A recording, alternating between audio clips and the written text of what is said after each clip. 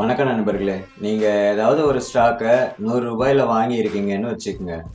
அதுக்கப்புறம் அதனோட விலை ரூ. 140 வரைக்கும் போகுது. நீங்க இன்னும் கொஞ்ச நாள் வெயிட் பண்ணலாம் அப்படின்னு நினைக்கிறீங்க. ஆனா இப்போ அது ரூ. 130 திடீர்னு இறங்கிடுது.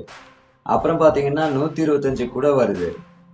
அப்பதான் உங்களுக்கு ஒரு விழிப்புணர்வு வந்து 100லேருந்து 125க்குள்ள தன்மானம் பார்க்காம லாபத்தை லவட்டிட்டு வந்துடலாம் அப்படின்னு நினைக்கிறீங்க. இப்போ உங்க முதலுக்கு எந்த பிரச்சனையும் ஆகாது. ஆனா உங்க மனசுக்குள்ள இருக்கிற அந்த அரக்கன், ச்சே என்னடா இது இப்பதான் கொஞ்ச நாள் முன்னாடி 40% கண்ல பார்த்தோம்.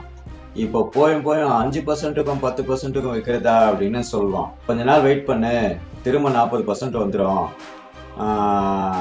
அப்போ வெளியில வந்துக்கலாம் அப்படின்னு சொல்லுவான். அவன் பேச்சுக்கு நீங்க எமோஷனல் ஆனீங்க, அவ்வளவுதான். அப்புறம் உங்க கேபிட்டல் டேமேஜ் ஆகுறத யாராலையுமே தடுக்க முடியாது. கண்ல பாக்குற லாபத்தை அந்த டைம்லயே எடுத்துட்டு வர்றது தான் நல்ல ட்ரேடருக்கு அழகு.